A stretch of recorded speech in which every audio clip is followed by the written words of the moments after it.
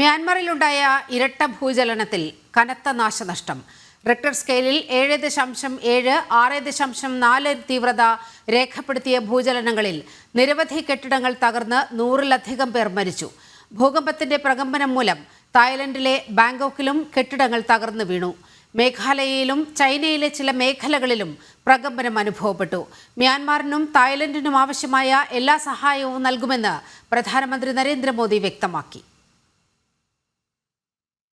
മ്യാൻമാറിലെ സാഗൈങ് നഗരത്തിന് 16 കിലോമീറ്റർ വടക്ക് പടിഞ്ഞാറാണ് ഭൂകമ്പത്തിന്റെ പ്രഭവ കേന്ദ്രം. ഉച്ചയ്ക്ക് 12:50 ആദ്യ ഭൂമികുലുക്കം. റിക്ടർ സ്കെയിലിൽ 7.7 തീവ്രത രേഖപ്പെടുത്തിയ ആദ്യ ഭൂചലനത്തിന് പിന്നാലെ 6.4 തീവ്രത രേഖപ്പെടുത്തിയ രണ്ടാം ഭൂചലനം. ഇരട്ട ഭൂചലനം മ്യാൻമാറിന് പുറമെ അയൽ രാജ്യമായ തായ്ലൻഡിലെ ബാങ്കോക്കിലും കനത്ത നാശനഷ്ടങ്ങൾക്കിടയാക്കി. മ്യാൻമാറിൽ നിരവധി പേർ മരിച്ചു. പരിക്കേറ്റവരുടെ എണ്ണം ഇനിയും തിട്ടപ്പെടുത്താനായിട്ടില്ല. രക്ഷാപ്രവർത്തനങ്ങൾ തുടരുകയാണ്. ബാങ്കോക്കിൽ നിർമ്മാണത്തിലിരുന്ന 30 നില കെട്ടിടം തകർന്ന് 43 തൊഴിലാളികൾ കുടുങ്ങി. ഇവരെ രക്ഷിക്കുവാനുള്ള നീക്കങ്ങൾ തുടരുന്നു. ഇരു രാജ്യങ്ങളും അടിയന്തരാവസ്ഥ പ്രഖ്യാപിച്ചു. മ്യാൻമാറിലുണ്ടായ ഭൂമികുലുക്കത്തിന്റെ പ്രകമ്പനം വടക്ക് കിഴക്കൻ സംസ്ഥാനമായ മേഘാലയയിലും ചൈനയിലെ യുനാൻ മേഖലയിലും അനുഭവപ്പെട്ടു. അതേസമയം നാശനഷ്ടങ്ങളില്ല.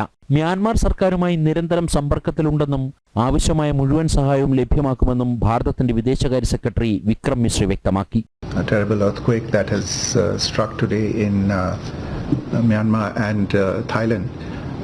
Insofar as relief and assistance is concerned, we are currently analyzing the reports related to damage primarily in Myanmar.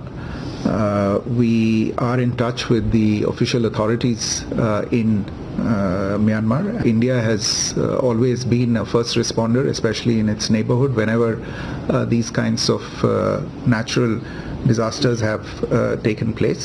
മ്യാൻമാറിനും തായ്ലാന്റിനുമായി പ്രാർത്ഥിക്കുന്നതായി പറഞ്ഞ പ്രധാനമന്ത്രി നരേന്ദ്രമോദി ഇരു രാജ്യങ്ങളുമായി നിരന്തരം ബന്ധപ്പെടാൻ വിദേശകാര്യ മന്ത്രാലയത്തിന് നിർദ്ദേശം നൽകിയിരുന്നു. ജനം, ഡൽഹി.